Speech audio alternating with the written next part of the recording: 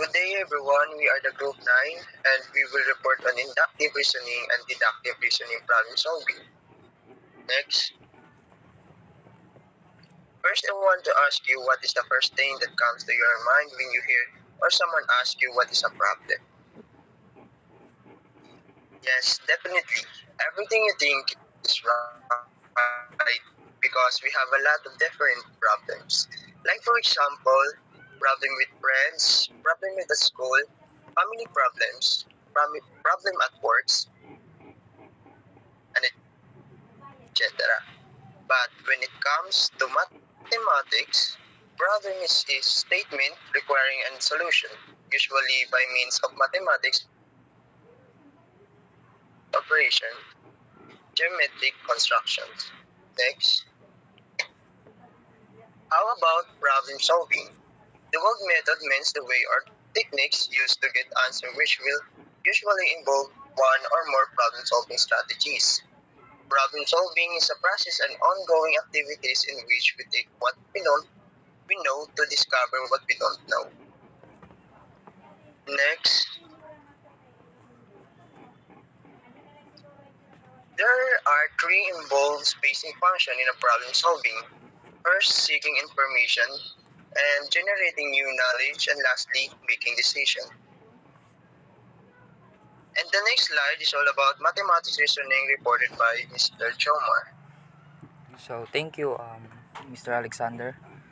Mathematic reasoning refers to the ability of a person to analyze problem, situation, and construct logical arguments to justify the process or hypothesis, to create both conceptual foundation and connections for him to be able to process the information. It is a part of mathematics where we determine the truth values of the given statement. So, ang mathematic reasoning pala is gumagamit siya ng logic, no? Gumagamit siya ng logic para mas maintindihan natin yung problema or issue. So, next. Types of reasoning. Inductive reasoning and deductive reasoning. Conjecture is an educated guess. A conjecture that is based on several observations may be true, however, not all conjecture are true. So, meaning, ang conjecture naman is, in Tagalog, ay idea o pahayag. Na galing sa isip, galing sa iyan. So, iniisip natin na information na meron tayo pero hindi pa ito na napatunayan or walang sapat na evidence, which is hula lang siya. So, the next reporter will be Mr. Christian.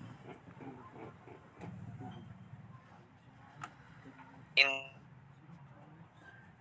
reasoning is the process of reaching a general conclusion by examining specific example. Refers to the consideration and analysis made after several specific situations and patterns are arrived at a conjecture. It takes specific example to make general rule.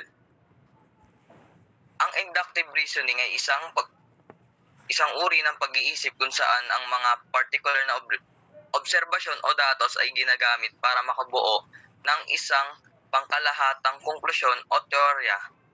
Halimbawa, kung nakakita ka ng mga ibon na lumilipad sa maaaring magkaroon ng konklusyon na ang lahat ng ibon ay kayang lumipad. Ito ay isang halimbawa ng inductive reasoning. The next reporter will be Mr.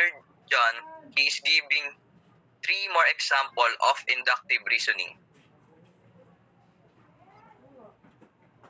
Example of inductive reasoning. First example, 1, 1, 2, 3, 5, 8, and so on are all part of the Fibonacci sequence.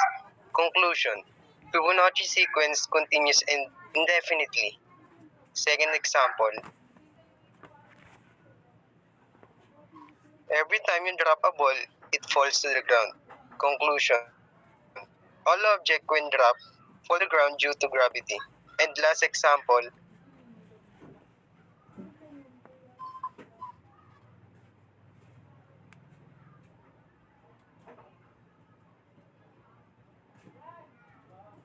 every time the required first study.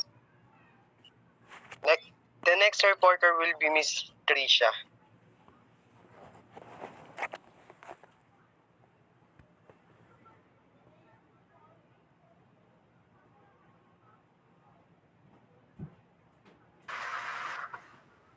example is a specific example that disproves a mathematical statement showing that it's not universally true.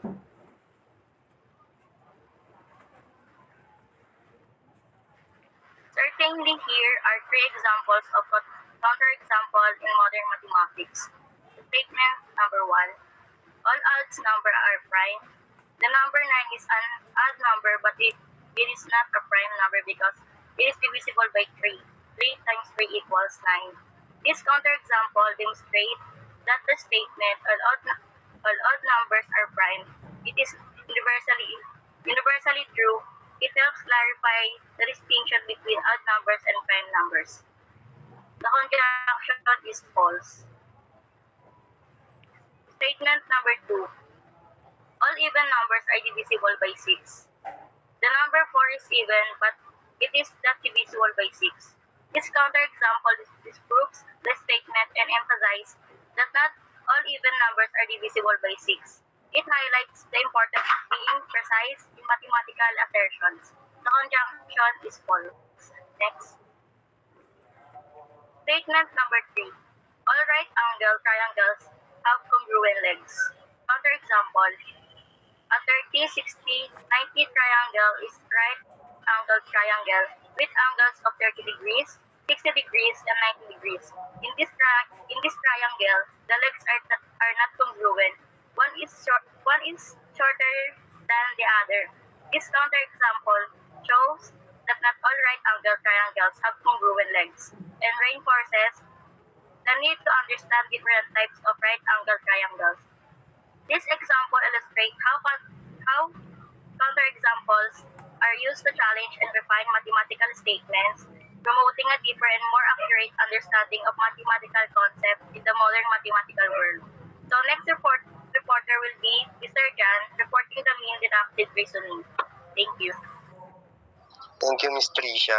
Deductive reasoning.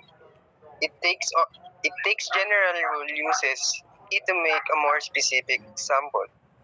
Uses general information as basis for conclusion. Is judging by logical progression. And that's it. The last reporter will be Mr. Brent, which is giving the 3 examples of deductive reasoning. Thank you. These are the 3 examples of deductive reasoning. Example number 1. All mammals have fur. A cat is a mammal.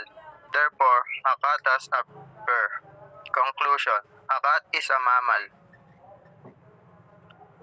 Next. Example number 2. All cars have wheels. A Tesla is a car.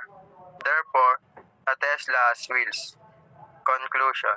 A Tesla is a car. Plus example. All squares are rectangle. All rectangles have 4 angles. Therefore, logic tells us that all squares have 4 right angles. Conclusion. All rectangles have 4 angles. Thank you everyone for listening. Again, we are the Group 9.